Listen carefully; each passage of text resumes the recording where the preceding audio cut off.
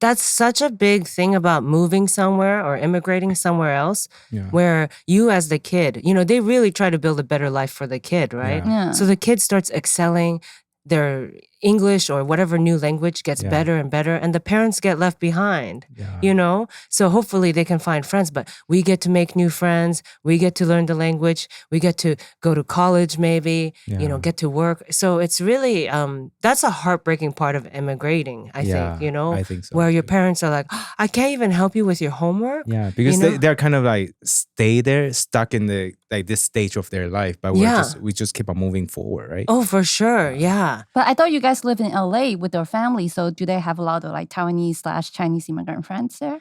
We got taken to church. Oh, I see. That's usually how the story goes. Right. That's how Christians get you, right? You're a new immigrant. They say, do you want friends? Go to church. Do you want friends, right? Do you want friends or not? So I do. Yes, I do. Well, so then you're about Jesus and, right? And then somebody born again over there. Like when I was in Canada, in Vancouver, there's like tons. Because moving somewhere is so hard. Yeah. You have to believe in something bigger, right?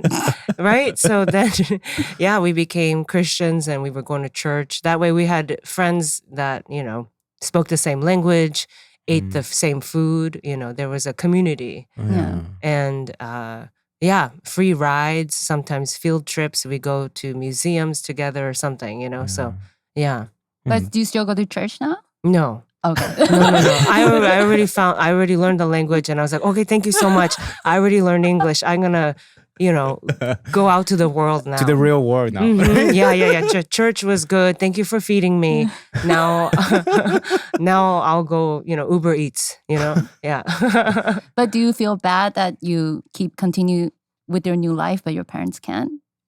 Yeah, all the time. I think that's something that's like a little bit of a guilt. That's why I do everything with my family, So when I came to Taiwan in 2018, it was for my honeymoon with my husband. Oh, wow. But then... You brought them with you? I brought my grandma, I brought my mom, I brought my dad, I brought his ex-wife. Who does that? Your dad, you're a strange dad. Your Japanese dad. My Japanese dad, yeah. What? Yeah, I brought all of them together because... What's wrong with you? Oh, a lot. I'm a comedian. I'm not well. You think you're not? Understand, yeah, you think you're talking to? Too. Yeah, I'm not a But it's because I always want to recreate what we didn't have in the past. Oh. I always think, now that I can, now that I have money and have found a career, now I can go and rebuild the family I've always wanted, because my parents got divorced when I was 1. So, I always had to see them separately and we were poor. So we couldn't take many vacations, but now I can take my family to vacations, so I do everything with them and, But did they like the idea of bringing everyone together on the same trip? How was that honeymoon like? It was chaotic. It was so insane. Do not ever do it. There's so many personalities, so many fights, right? And my husband, my poor husband, he just wanted to marry me, Yeah. And and it's our honeymoon. It's supposed to be romantic, just me and him on the beach, But it's me and him on the beach, and my grandma and my mom being like, "Hey, wait for us," It's, you know what I mean? And they're just always, and they're slow, so we have to wait for them physically. At the same time, my mom and dad haven't seen each other in like 20 years or something. Oh my God. So we had to keep them separate. What? So I was also like playing detective. But do they know that like each other is in Taiwan at the same time? Yeah, but it was just best if they don't see each other. So I would have to be like, okay, we meet at Taipei main station. Mom and grandma, we take them there, then we put them on the train, send them to Taichung, and 30 minutes later, my father and his ex-wife will arrive at Taipei main station, and then we go to Hualien. I had crazy... Oh my God. It was a lot of planning, not enough time for romance or fun with my husband. So the whole time I was trying to distract him, because he didn't ask for this. Yeah. So I would be like, oh, look, Taiwan, people, streets, a new language, huh? So fun, right? So that he's not overwhelmed by my family drama that I created, But I will say after that dramatic honeymoon, right? My husband stayed with me. So, I am that charming. So I do things like that. When I go on tour, if it's a nice place like Hawaii, I will try to take my mom and grandma too. I always do that because I have that guilt. Do you feel like you're obligated to do it? Yeah, I feel like I have that guilt. I left them behind. In America, my mom has no friends. And my grandma doesn't drive. My mom doesn't drive. So, but I get to have all these friends. I get to be on TV. I get to have all these nice things, and so I always try to involve them. Yeah. But I listen to a lot of your interviews. Like you talk about your family story, like how your grandma pretty much kidnapped you and your mom to America when you were 10 years old. Yeah.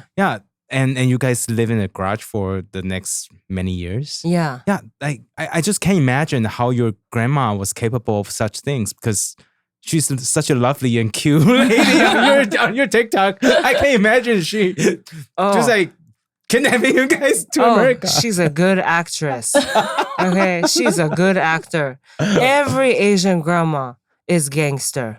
You know this. Yeah. They're all cute. They're very fashionable. They wear their cute little night market clothes. They're very right. They're but they're very smart. Yeah, they plan out everything, right? They plan out everything. Yeah, they have connections, underground connections.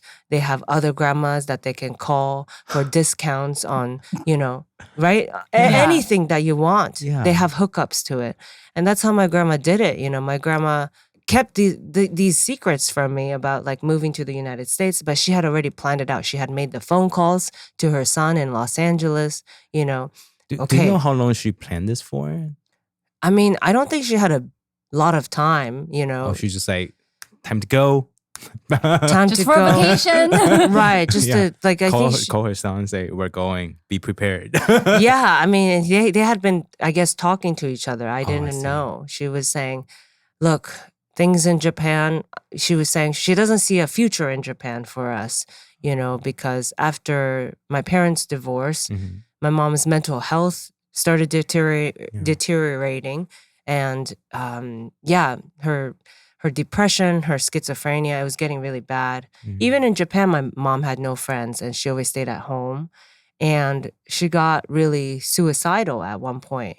She wanted to hurt herself and maybe kill herself. And, she sometimes would like bring out a kitchen knife and, and sort of wave it. And my grandma just felt like she's older. My grandma's already older. My mom has mental illness. And so she thought, okay, I need more people, more relatives to help me raise Atsuko.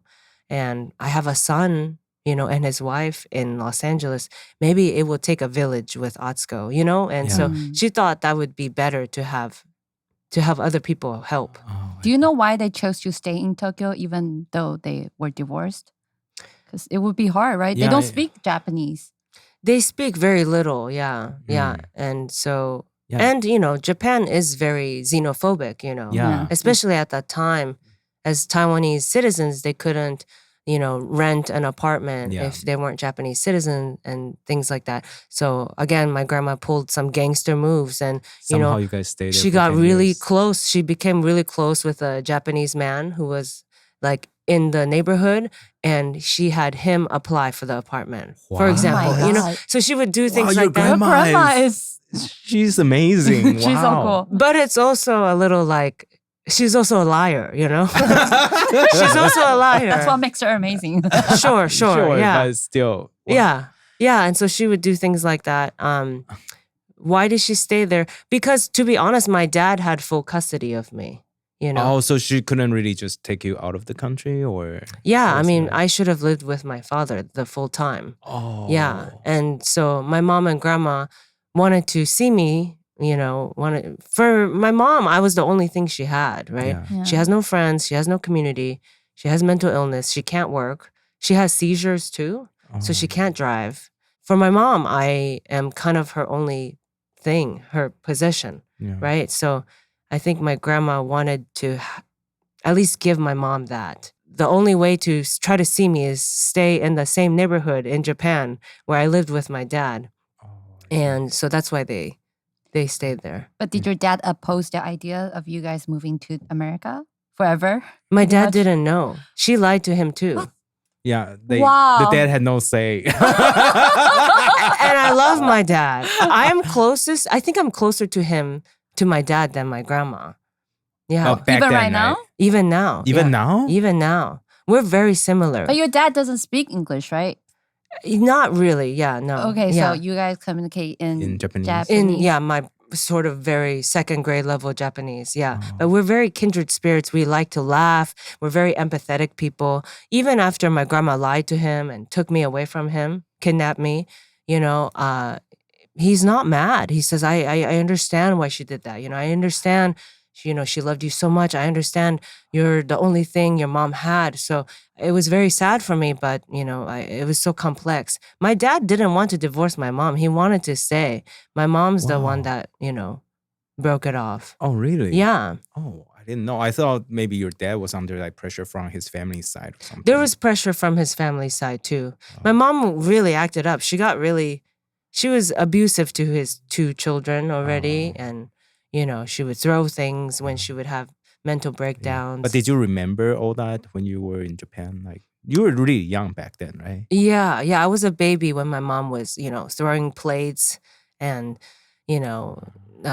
hitting my brother and things like this. So I was a baby, so I didn't know. But then I heard about it later. Oh, I yeah. see. My dad understood that living in a house like that for me, maybe it was not so healthy too, as a baby, as a young kid.